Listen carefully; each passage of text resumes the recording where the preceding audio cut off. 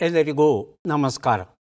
ಥಟ್ಟಂತ ಹೇಳಿ ಕ್ವಿಜ್ ಕಾರ್ಯಕ್ರಮಕ್ಕೆ ತಮಗೆಲ್ಲ ಸ್ವಾಗತ. ಆಧುನಿಕ ಕನ್ನಡ ಸಾಹಿತ್ಯವನ್ನು ಶ್ರೀಮಂತಗೊಳಿಸಿದ ಮಹನೀಯರಲ್ಲಿ ವಿ.ಸಿ. ಎಂಬ ಹೆಸರಿನಿಂದ ಪ್ರಖ್ಯಾತರಾಗಿರ್ತಕ್ಕಂಥ ವಿ. ಸೀತಾರಾಮಯ್ಯ ಅವರು ಬಹಳ ಮುಖ್ಯರು. ಸುಮಾರು 60 ವರ್ಷಗಳ ತಮ್ಮ ಸಾಹಿತ್ಯಿಕ ಬದುಕಿನಲ್ಲಿ ಅವರು ಕನ್ನಡ ಮತ್ತು ಇಂಗ್ಲೀಷ್ ಭಾಷೆಯಲ್ಲಿ 50ಕ್ಕೂ ಹೆಚ್ಚಿನ ಕೃತಿಗಳನ್ನು ಬರೆದಿದ್ದಾರೆ. ಸೀತಾರಾಮಯ್ಯ ಅವರು ಸ್ನಾತಕೋತ್ತರ ಶಿಕ್ಷಣವನ್ನು ಅರ್ಥಶಾಸ್ತ್ರ ರಾಜ್ಯಶಾಸ್ತ್ರದಲ್ಲಿ ಪಡೀತಾರೆ. ಅರ್ಥಶಾಸ್ತ್ರ ಮತ್ತು ರಾಜ್ಯಶಾಸ್ತ್ರದಲ್ಲಿ ಪಡೀತಾರೆ 1920ರಿಂದ 22ರ ನಡುವೆ. ಆದರೆ ಇವರು ಉಪಾಧ್ಯಾಯರಾಗಿ ಕೆಲಸ ಮಾಡಿದ್ದು ಶಾಲೆಗಳಲ್ಲಿ ಮತ್ತು ಕಾಲೇಜುಗಳಲ್ಲಿ. ಅರ್ಥಕ್ಷೇತ್ರದಲ್ಲಿ ಏನು ಪಾಂಡಿತ್ಯವನ್ನು ಗಳಿಸಿದ್ರು, ಆದರೆ ಬದುಕಿಗೆ ಉಪಯೋಗಕ್ಕೆ ಬಂದದ್ದು ಸಾಹಿತ್ಯ. 1928ರಿಂದ 55ರವರೆಗೆ ಕನ್ನಡ ಉಪನ್ಯಾಸಕರಾಗಿ ಅವರು ಮೈಸೂರು ವಿಶ್ವವಿದ್ಯಾನಿಲಯದಲ್ಲಿ ಕೆಲಸವನ್ನು ಮಾಡ್ತಾರೆ. ಆನಂತರ ಆಕಾಶವಾಣಿಯಲ್ಲಿ ಕೆಲಸ ಮಾಡ್ತಾರೆ. ಕೊನೆಗೆ ಒಂದು ಕಾಲೇಜಿಗೆ ಪ್ರಾಂಶುಪಾಲರಾಗ್ತಾರೆ. ವಿ. ಸೀತಾರಾಮಯ್ಯ ಅವರು ಬರೆದಂಥ ಲೇಖನಗಳು ಅದ್ಭುತವಾದದ್ದು, ಅತಿಶಯವಾದದ್ದು. ಲೋಕ ಸಮೀಕ್ಷೆ ಎನ್ನುವ ಒಂದು ಸ್ಥಿರಶೀರ್ಷಿಕೆಯ ಅಡಿಯಲ್ಲಿ ಅವರು ಸುಮಾರು 100 ಲೇಖನಗಳನ್ನು 2 ವರ್ಷಗಳ ಅವಧಿಯಲ್ಲಿ 1962ರಿಂದ ಹಿಡಿದು 64ರವರೆಗೆ ಅವರು ಲೇಖನಗಳನ್ನು ಬರೀತಾರೆ. ಇಲ್ಲಿರ್ತಕ್ಕಂಥ ಲೇಖನಗಳನ್ನು ನೋಡ್ತಾ ಇತ್ತು ಅಂದರೆ ಅವರ ಅಧ್ಯಯನ ಎಷ್ಟು ವಿಶಾಲವಾಗಿತ್ತು, ಎಷ್ಟು ಆಳವಾಗಿತ್ತು ಅನ್ನೋದು ಗೊತ್ತಾಗುತ್ತೆ. ಬದುಕು ಇಂದಿನದು, ಆಸೆ ನಾಳೆಯದು, ಪ್ರಜೆಗೂ ರಾಷ್ಟ್ರಕ್ಕೂ ಇರುವ ಸಂಬಂಧವೇನು, ಕಾರ್ಮಿಕರು ರಾಷ್ಟ್ರದ ಉತ್ಪತ್ತಿಗೆ ತಡೆ ಆಗಬಾರದು, ರಾಷ್ಟ್ರ ರಕ್ಷಣೆಗೆ ನಾವು ಸಿದ್ಧವಾಗಿ ಇದ್ದೇವೆಯೇ, ಕಗ್ಗಂಟಾಗಿರುವ ಕಾಶ್ಮೀರ ಸಮಸ್ಯೆ, ಆಗ್ನೇಯ ಏಷ್ಯಾದಲ್ಲಿ ಭಾರತ ಎಷ್ಟು ಸುರಕ್ಷಿತ, ಹೀಗೆ ಕನ್ನಡ ಭಾಷೆಯಿಂದ ಹಿಡಿದು ಅಂತಾರಾಷ್ಟ್ರೀಯದವರೆಗೆ ಏನೆಲ್ಲ ವಿದ್ಯಮಾನಗಳು 62ರಿಂದ 64ರಲ್ಲಿ ನಡೀತು ಅವೆಲ್ಲವನ್ನು ಅಧ್ಯಯನ ಮಾಡಿ ತಮ್ಮದೇ ಆದ ಸರಳ ಕನ್ನಡದಲ್ಲಿ ಲೇಖನಗಳನ್ನು ಬರೆದಿದ್ದಾರೆ. ಲೋಕ ಸಮೀಕ್ಷೆ, ಲೋಕ ಜೀವನ ಸಂಬಂಧಿ ಅಂಕಣ ಬರಹಗಳು ವಿ. ಸೀತಾರಾಮಯ್ಯ ಅವರು ಬರೆದಿರುವಂಥದ್ದು. ಕಾರ್ಯಕ್ರಮವನ್ನು ಆರಂಭಿಸ್ತಾ ಇದ್ದೇವೆ. ಸ್ಪರ್ಧಿಗಳ ಪರಿಚಯ. ಮೊದಲ ಸ್ಪರ್ಧಿ. ನಮಸ್ಕಾರ, ನನ್ನ ಹೆಸರು ಲೋಕೇಶ್ ಆರ್. ನಾನು ಸಹಕಾರ ನಗರದ ಬೆಂಗಳೂರು ಸಹಕಾರ ನಗರದಿಂದ ಬಂದಿರ್ತೇನೆ. ನಾನು ಖಾಸಗಿ ಕಂಪನಿಯಲ್ಲಿ ಫೈನಾನ್ಸ್ ಅನಲಿಸ್ಟ್ ಆಗಿ ಕೆಲಸ ಮಾಡ್ತಾ ಇದ್ದೇನೆ. ನನ್ನ ಹವ್ಯಾಸಗಳು ಚಿತ್ರಗೀತೆಗಳನ್ನು ಕೇಳುವುದು, ಪುಸ್ತಕ ಓದುವುದು. ಲೋಕೇಶ್ ಅವರಿಗೆ ಸ್ವಾಗತವನ್ನು ಕೋರ್ತಾ ಇದ್ದೇವೆ. ಮುಂದಿನ ಸ್ಪರ್ಧಿ. ಎಲ್ಲರಿಗೂ ನಮಸ್ತೆ. ನನ್ನ ಹೆಸರು ಅನ್ನಪೂರ್ಣ BH ಅಂತೇಳಿ. ನಾನು ಹಾವೇರಿ ಜಿಲ್ಲೆಯ ರಾಣೆಬೆನ್ನೂರು ತಾಲೂಕಿನಿಂದ ಆಗಮಿಸಿದ್ದೇನೆ. ವೃತ್ತಿಯಲ್ಲಿ ಪ್ರಾಥಮಿಕ ಶಾಲಾ ಶಿಕ್ಷಕಿಯಾಗಿ ಕೆಲಸವನ್ನು ನಿರ್ವಹಿಸ್ತಾ ಇದ್ದೇನೆ. ನನ್ನ ಹವ್ಯಾಸಗಳು ವೃತ್ತಪತ್ರಿಕೆಗಳನ್ನು ಓದುವುದು ಮತ್ತು ತಟ್ಟಂತ ಹೇಳಿ ಕಾರ್ಯಕ್ರಮವನ್ನು ವೀಕ್ಷಿಸುವುದು ಹಾಗೂ ಪುಸ್ತಕಗಳನ್ನು ಓದುವ ಒಂದು ಹವ್ಯಾಸವಿದೆ. ಅನ್ನಪೂರ್ಣ ಅವರಿಗೆ ಸ್ವಾಗತವನ್ನು ಕೋರ್ತಾ ಇದ್ದೇವೆ. ನಮ್ಮ ಮೂರನೆಯ ಸ್ಪರ್ಧಿ. ನಮಸ್ಕಾರ, ನನ್ನ ಹೆಸರು ಚಿತ್ರಶೇಖರ್. ನಾನು ಚಿಂಚೋಳಿ ತಾಲೂಕಿನ ಹಸರಗುಂಡಗಿ ಗ್ರಾಮದಿಂದ ಬಂದಿದ್ದೇನೆ. ನಾನು ಇಲ್ಲಿ ಬೆಂಗಳೂರಿನ ಖಾಸಗಿ ಕಂಪನಿಯಲ್ಲಿ ಕೆಲಸ ಮಾಡುತ್ತಿದ್ದೇನೆ. ಚಿತ್ರಶೇಖರ್ ಅವರಿಗೆ ಸ್ವಾಗತವನ್ನು ಕೋರ್ತಾ ಇದ್ದೇವೆ. ಮೂವರೂ ಸಿದ್ಧವಾಗಿದ್ದರೆ ಕಾರ್ಯಕ್ರಮ ಆರಂಭಿಸೋಣ. ಮೊದಲಿಗೆ ನಿಯಮಗಳನ್ನು ಒಮ್ಮೆ ನೋಡಿಬಿಡೋಣ. ಒಟ್ಟು 10 ಪ್ರಶ್ನೆಗಳು. ಮೊದಲು ಬಜರ್ ಒತ್ತಿದವರಿಗೆ ಉತ್ತರ ನೀಡುವ ಅವಕಾಶ. ಪ್ರತಿ ಸರಿ ಉತ್ತರಕ್ಕೆ ಒಂದು ಪುಸ್ತಕ ಬಹುಮಾನ. ಆಯ್ಕೆಗಳು ಬರುವ ಮೊದಲೇ ಬಜರ್ ಒತ್ತಿ ಸರಿ ಉತ್ತರ ನೀಡಿದರೆ 2 ಪುಸ್ತಕ ಬಹುಮಾನ. 100 ಅಂಕ ಗಳಿಸಿದವರಿಗೆ ಒಂದು ಪುಸ್ತಕ, ವಿಶೇಷ ಬಹುಮಾನ. ನಕಾರಾತ್ಮಕ ತಂತ್ರಗಳಿಗೆ ಅವಕಾಶವಿಲ್ಲ. ಇಂದಿನ ಕಾರ್ಯಕ್ರಮದಲ್ಲಿ ನಾವು ಕೊಡುತ್ತಿರುವ ಎಲ್ಲ ಪುಸ್ತಕಗಳನ್ನು ನಮಗೆ ಕೊಟ್ಟಿದ್ದಾರೆ ದಕ್ಷಿಣ ಆಫ್ರಿಕಾದ ನೈರೋಬಿ ಕೀನ್ಯಾ ಪ್ರಾಂತ್ಯದಲ್ಲಿರುವ ಶ್ರೀ R.K. ಶಿರೂರವರು. ಅವರಿಗೆ ಕೃತಜ್ಞತೆಗಳನ್ನು ಸಲ್ಲಿಸುತ್ತಾ ಕಾರ್ಯಕ್ರಮದ ಮೊದಲ ಪುಸ್ತಕ, ಮೊದಲ ಪ್ರಶ್ನೆಯನ್ನು ಈಗ ನೋಡೋಣ. ಚಾರು ವಸಂತ ನಾಡೋಜ ಹಂಪನ ಅವರ ಕಾವ್ಯಕೃತಿ ಆಧರಿಸಿದ ನಾಟಕವನ್ನು ಬರೆದಿದ್ದಾರೆ ಡಾಕ್ಟರ್ ದಾಮೋದರ ಶೆಟ್ಟಿ ಅವರು. ನಮ್ಮ ಮೊದಲ ಪ್ರಶ್ನೆ ಈಗ ಬಂತು. ಉತ್ತರ ಭಾರತದ ಮೊದಲ ಪರಮಾಣು ಸ್ಥಾವರವು ಎಲ್ಲಿ ಆರಂಭವಾಗಲಿದೆ? ಆಯ್ಕೆಗಳನ್ನು ನೋಡೋಣ. ಹಿಮಾಚಲ ಪ್ರದೇಶ, ಪಂಜಾಬ್, ಹರಿಯಾಣ, ಜಾರ್ಖಂಡ್. ಮೊದಲಿಗೆ ಲೋಕೇಶ್, ಆನಂತರ ಚಿತ್ರಶೇಖರ್. ಹರಿಯಾಣ. ಹರಿಯಾಣ ಆಯ್ಕೆ 3. ಹೇಳಿ ಚಿತ್ರಶೇಖರ್. ಹಿಮಾಚಲ್ ಪ್ರದೇಶ್. ಹಿಮಾಚಲ ಪ್ರದೇಶ ಆಯ್ಕೆ 1. ಉತ್ತರವನ್ನು ನೋಡೋಣ. ಹರಿಯಾಣ ಉತ್ತರ ಸರಿಯಾಗಿದೆ. ಈ ಉತ್ತರವನ್ನು ಕೊಟ್ಟದ್ದು ಲೋಕೇಶ್ ಅವರಲ್ವಾ? ಅವರಿಗೆ ಚಾರು ವಸಂತ ಎನ್ನುವ ಈ ಒಂದು ಪುಸ್ತಕವನ್ನು ಕೊಡ್ತಾ ಇದ್ದೇವೆ. ಸುಮಾರು 2800 ಮೆಗಾವ್ಯಾಟ್ ಯುರೇನಿಯಂ ಚಾಲಿತ ಒಂದು ಸ್ಥಾವರವನ್ನು ನಿರ್ಮಾಣ ಮಾಡಲಿದ್ದೇವೆ ಅಂತ ಕೇಂದ್ರ ಈಗಷ್ಟೇ ಘೋಷಿಸಿದೆ. ಮುಂದಿನ ಪುಸ್ತಕ ಮತ್ತು ಪ್ರಶ್ನೆ ಅನಿತಾ ನಾಡಿಗ್ ಬರೆದಂಥ ಭಾವಕ್ಕೆ ತಕ್ಕಂತೆ ಹನಿಗವಿತೆಗಳ ಪುಸ್ತಕ. ನಮ್ಮ ಪ್ರಶ್ನೆ ಈಗ ಬಂತು. ಪ್ರಶ್ನೆಯನ್ನು ನೋಡೋಣ.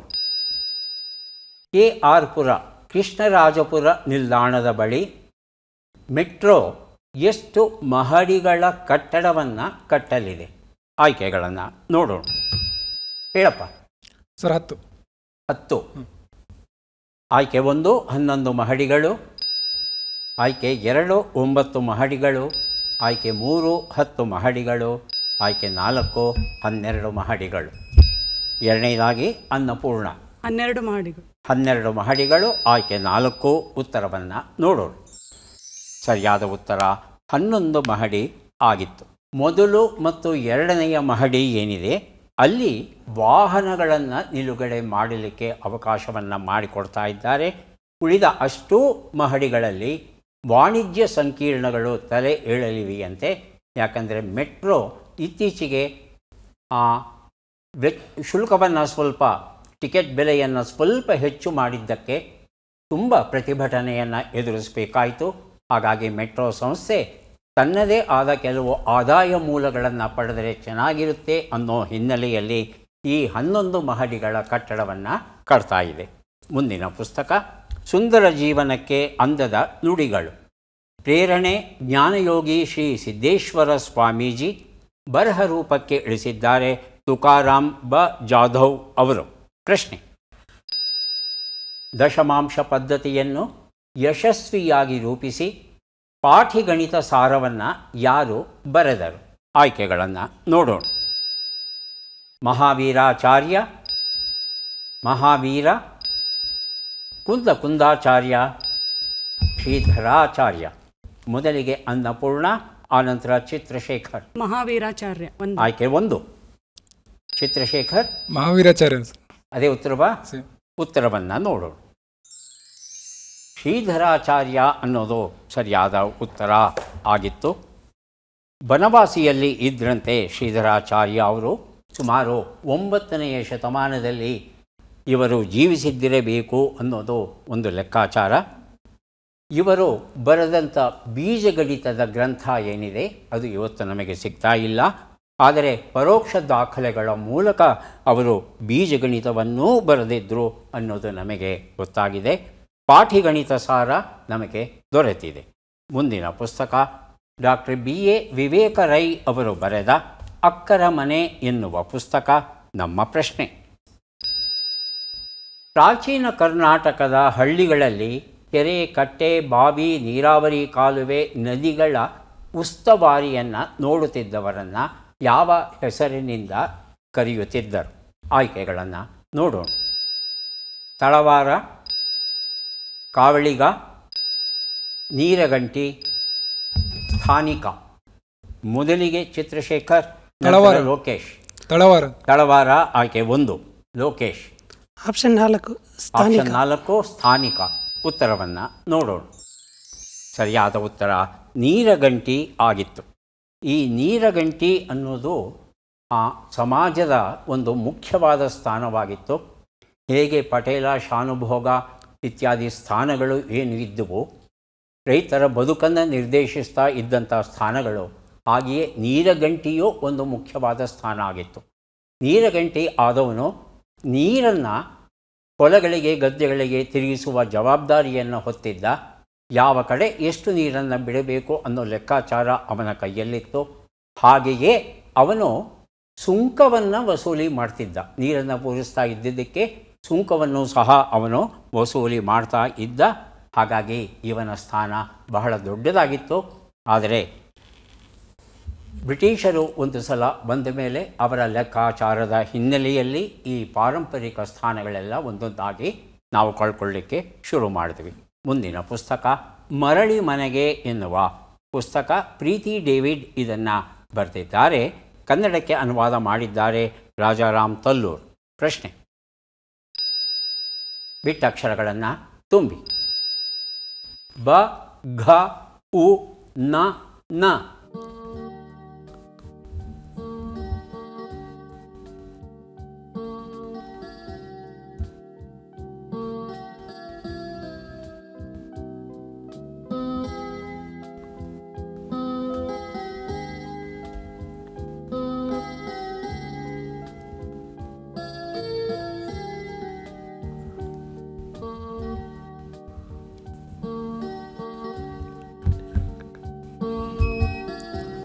ಬರೆದಿರುತ್ತಿದ್ದಾರೆ ಲೋಕೇಶ್. ಬನ್ನೇರುಘಟ್ಟ ಉದ್ಯಾನವನಯ. ಬನ್ನೇರುಘಟ್ಟ ಉದ್ಯಾನವನ. ಉದ್ಯಾನವನ. ಅನ್ನಪೂರ್ಣ. ಬನ್ನೇರುಘಟ್ಟ ಉದ್ಯಾನವನ. ಅದೇ ಉತ್ತರ. ಚಿತ್ರಶೇಖರ್. ಅದೇ ಸರಿ ಅನಿಸುತ್ತೆ ಸರ್. ಉತ್ತರವನ್ನು ನೋಡೋಣ. ಬನ್ನೇರುಘಟ್ಟ ಉದ್ಯಾನವನ ಉತ್ತರ ಸರಿಯಾಗಿದೆ. ಮರಳಿ ಮನೆಗೆ ಈ ಪುಸ್ತಕವನ್ನು ಲೋಕೇಶ್ ಅವರಿಗೆ ಕೊಟ್ಟಿದ್ದೇವೆ. ಕುಪ್ಪಳಿ ಡೈರಿ ಈಚಿ ಬೋರ್ಲಿಂಗಯ್ಯ ಅವರು ಬರೆದಿರುವಂಥ ಪುಸ್ತಕ ಇದು. ನಮ್ಮ ಪ್ರಶ್ನೆ: ಈ ಕೆಳಗಿನ ಲೆಕ್ಕಗಳನ್ನು ಪೂರ್ಣಗೊಳಿಸಿ ಉತ್ತರಗಳನ್ನೆಲ್ಲ ಕೂಡಿ ಅಂತಿಮ ಉತ್ತರವನ್ನು ನೀಡಿ.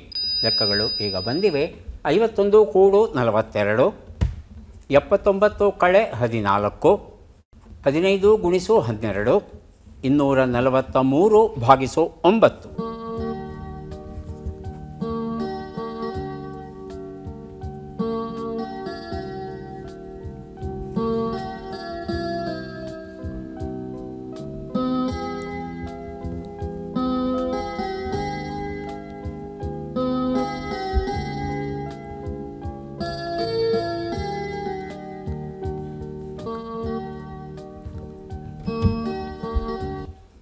ಮೊದಲಿಗೆ ಬರೆದಿರುತ್ತಿದ್ದಾರೆ ಚಿತ್ರಶೇಖರ್. ಅಂತಿಮ ಉತ್ತರ 255. 2, 5, 5. ಹೇಳಿ ಲೋಕೇಶ್. 3, 4, 5. 3, 4, 5. ಅನ್ನಪೂರ್ಣ. 3, 3, 5. 3, 3, 5. ಉತ್ತರವನ್ನು ನೋಡ್ತಾ ಹೋಗೋಣ. ಒಂದು ಉತ್ತರ 93, 65, 180, 27 ಎಲ್ಲವನ್ನು ಕೂಡಿದರೆ 3, 6, 5 ಬಂತಿದೆ. ಈ ಉತ್ತರವನ್ನು ಯಾರೂ ಕೊಟ್ಟಿಲ್ಲ. ಮುಂದೆ ನಾವು ಕೊಡ್ತಾ ಇದ್ದೇವೆ ನೀವು ಕಂಡರಿಯದ ಕುದ್ಮುಲ್ ರಂಗರಾವ್. ಕನ್ನಡಕ್ಕೆ ಅನುವಾದ ಮಾಡಿದ್ದಾರೆ BA ವಿವೇಕ ರೈ ಅವರು. ನಮ್ಮ ಪ್ರಶ್ನೆ: ಈ ಪದ್ಮ ಪುರಸ್ಕೃತರನ್ನು ಗುರುತಿಸಿ. ಚಿತ್ರವನ್ನು ನೋಡೋಣ.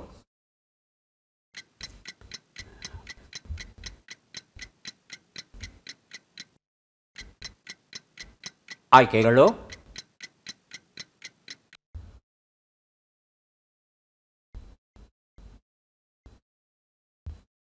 ಆಯ್ಕೆಗಳನ್ನು ನೋಡೋಣ. ಸಂಜಯ್ ಲೀಲಾ ಬನ್ಸಾಲಿ, ಅನುರಾಗ್ ಕಶ್ಯಪ್, ಶೇಖರ್ ಕಪೂರ್, ಆಶುತೋಷ್ ಗೋವಾರಿಕರ್. ಮೊದಲಿಗೆ ಚಿತ್ರಶೇಖರ್, ಆನಂತರ ಅನ್ನಪೂರ್ಣ. ಅನುರಾಗ್ ಕಶ್ಯಪ್. ಅನುರಾಗ್ ಕಶ್ಯಪ್ ಆಯ್ಕೆ 2. ಆಯ್ಕೆ 3 ಶೇಖರ್ ಕಪೂರ್. ಶೇಖರ್ ಕಪೂರ್. ಉತ್ತರವನ್ನು ನೋಡೋಣ. ಶೇಖರ್ ಕಪೂರ್ ಉತ್ತರ ಸರಿಯಾಗಿದೆ. ಕುದ್ಮುಲ್ ರಂಗರಾವ್ ಈ ಒಂದು ಪುಸ್ತಕವನ್ನು ಅನ್ನಪೂರ್ಣ ಅವರಿಗೆ ಕೊಟ್ಟಿದ್ದೇವೆ. ಶೇಖರ್ ಕಪೂರ್ ಅವರ ಪೂರ್ತಿ ಹೆಸರು ಶೇಖರ್ ಕುಲಭೂಷಣ ಕಪೂರ್. ಇವರಿಗೆ ಪದ್ಮಭೂಷಣ ಗೌರವ ಈ ವರ್ಷ ದೊರೆತಿದೆ. ಪಂಜಾಬ್ ರಾಜ್ಯಕ್ಕೆ ಇವರು ಸೇರಿದವರು. ದೂರದರ್ಶನ ಆರಂಭದ ದಿನಗಳಲ್ಲಿ ಖಾನ್ದಾನ್ ಅಂತ ಒಂದು TV ಧಾರಾವಾಹಿಯನ್ನು ಪ್ರಸಾರ ಮಾಡ್ತು. TV ಸೀರಿಯಲ್ ಏನಿದೆ ಖಾನ್ದಾನ್ ಅನ್ನೋದು, ಅದರ ಮೂಲಕ ಇವರು ಮೊದಲ ಬಾರಿಗೆ ಭಾರತದ ಮಟ್ಟದಲ್ಲಿ ಬಹಳ ಪ್ರಸಿದ್ಧಿಯನ್ನು ಗಳಿಸಿದರು. ಮಿಸ್ಟರ್ ಇಂಡಿಯಾ ಅನ್ನೋ ಚಿತ್ರವನ್ನು ನಿರ್ದೇಶಿಸಿ ಇವರು ಬಹಳ ಹೆಸರು ಹಣ ಎರಡನ್ನೂ ಗಳಿಸಿದ್ರು. ಬ್ಯಾಂಡಿಟ್ ಕ್ವೀನ್, ಎಲಿಜಬೆತ್ ಮುಂತಾದ ಚಿತ್ರಗಳನ್ನು ಇವರು ನಿರ್ದೇಶಿಸಿದ್ದಾರೆ. 5 ಫಿಲ್ಮ್ಫೇರ್ ಪ್ರಶಸ್ತಿಗಳು ಇವರಿಗೆ ದೊರೆತಿವೆ. ಹೌಸ್ಫುಲ್ ಕನ್ನಡ ನಾಟಕಗಳಿಗೆ ಒಂದು ಕನ್ನಡಿ, ಕಿರಣ್ ಭಟ್ ಬರೆದಿರುವಂಥದ್ದು ನಮ್ಮ ಪ್ರಶ್ನೆ. ಈ ಅಕ್ಷರಗಳನ್ನು ಸರಿಯಾಗಿ ಜೋಡಿಸಿ. ಅಕ್ಷರಗಳು ಶ, ಕ, ಎ, ನು, ರಿ, ತ, ರ, ವೇ.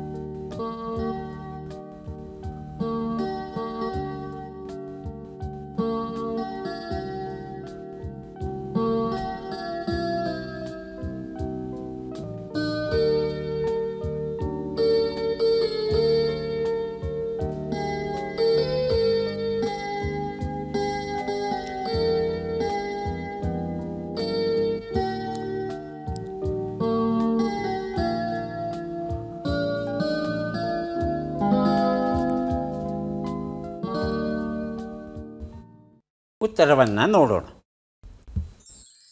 ಶರಣು ಕಾವೇರಿ ತಾಯೇ ಅನ್ನೋದು ಸರಿಯಾದ ಉತ್ತರ ಆಗಿತ್ತು. ಈಗ 3 ಪುಸ್ತಕಗಳನ್ನು ಕೊಡುವಂತಹ ಸಮಯ. ಪದಬಂಧ ಬಂದಿದೆ. ಸುಳುಹುಗಳನ್ನು ನೋಡೋಣ. ಕಾವ್ಯ ಮತ್ತು ನಾಟಕಗಳ ಪ್ರದರ್ಶನ ಕಲೆ, ಪೀಳಿಗೆ, ಪಟದಲ್ಲಿ ಮೋಸ.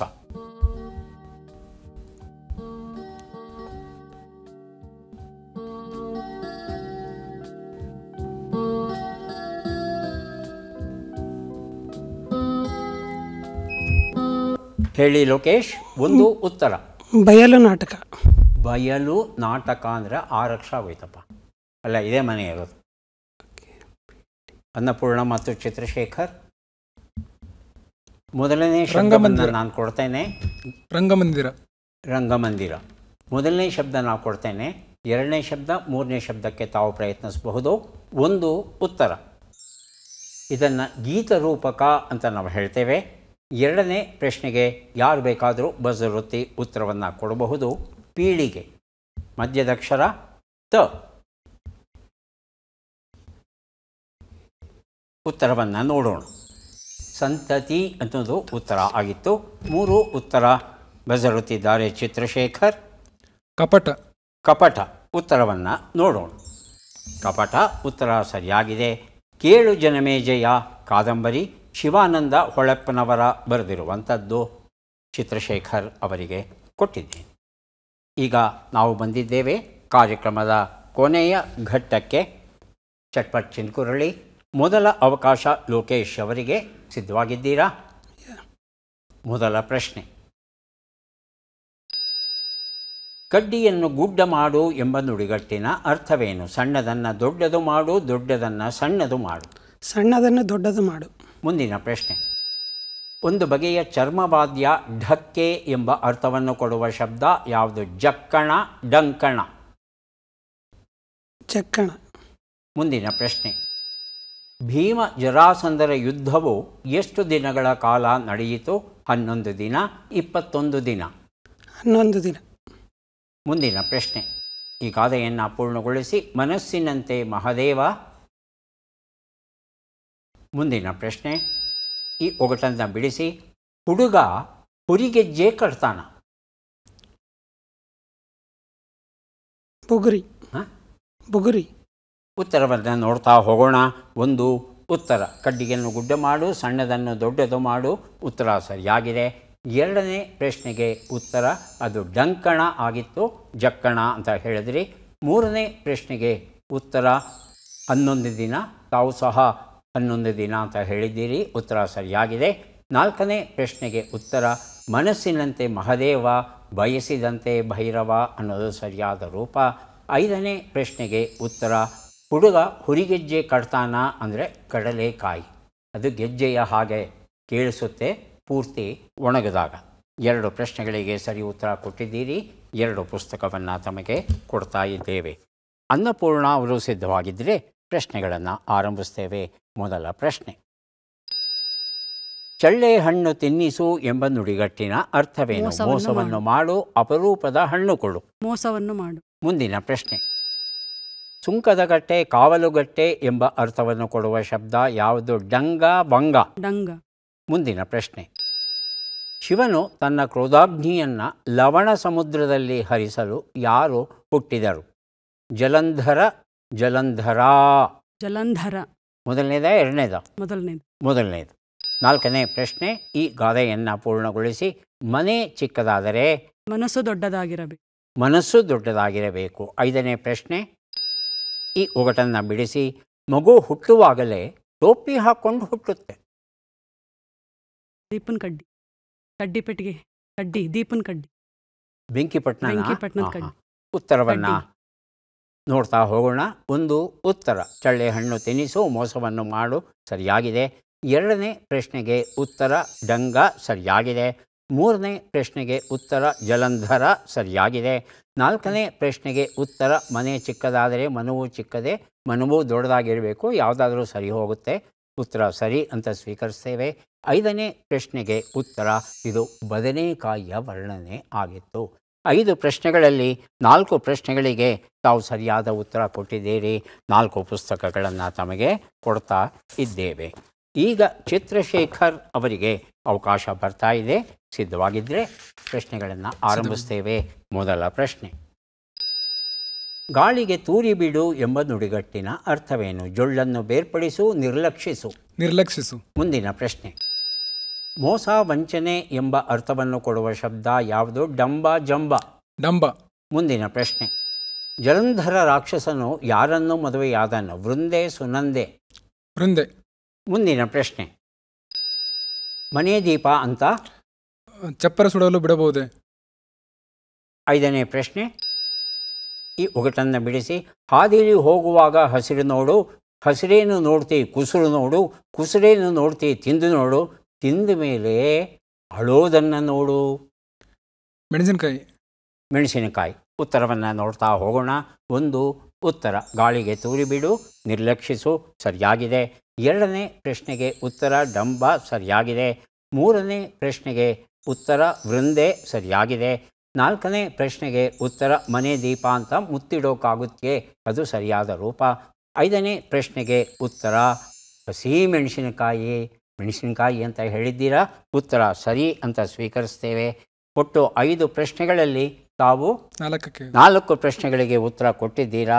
ಹಾಗಾಗಿ 4 ಪುಸ್ತಕಗಳನ್ನು ತಮಗೆ ಕೊಡ್ತಾ ಇದ್ದೇವೆ.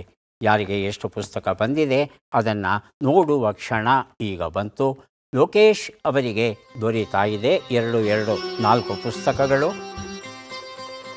ಪುಸ್ತಕಗಳನ್ನು ಸ್ವೀಕರಿಸಿ ಕಾರ್ಯಕ್ರಮದಲ್ಲಿ ಭಾಗಿಯಾಗಿದ್ದಕ್ಕೆ ತಮಗೆ ಧನ್ಯವಾದಗಳನ್ನು ಅರ್ಪಿಸ್ತಾ ಇದ್ದೇವೆ.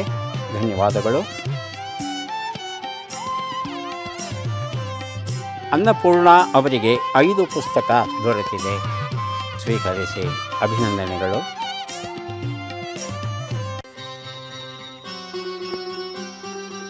ಚಿತ್ರಶೇಖರ್ ಅವರಿಗೂ 5 ಪುಸ್ತಕ ದೊರೀತಾ ಇದೆ.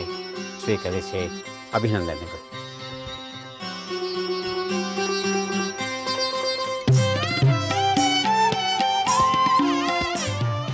ಬ್ರಹ್ಮಾಂಡವನ್ನು 92 ಧಾತುಗಳು ರೂಪಿಸಿದರೆ ಆ 92 ಧಾತುಗಳಲ್ಲಿ 60 ಧಾತುಗಳು ಸೇರಿ ಮನುಷ್ಯ ದೇಹವನ್ನು ನಿರ್ಮಾಣ ಮಾಡಿದೆ. 60 ಧಾತುಗಳಲ್ಲಿ 5 ಧಾತುಗಳು ಪ್ರಧಾನವಾದದ್ದು. ಅದು ಹೈಡ್ರೋಜನ್, ಆಕ್ಸಿಜನ್, ಕಾರ್ಬನ್, ಕ್ಯಾಲ್ಶಿಯಂ ಮತ್ತು ಫಾಸ್ಫರಸ್. ಮತ್ತೆ ಭೇಟಿಯಾಗೋಣ. ನಮಸ್ಕಾರ.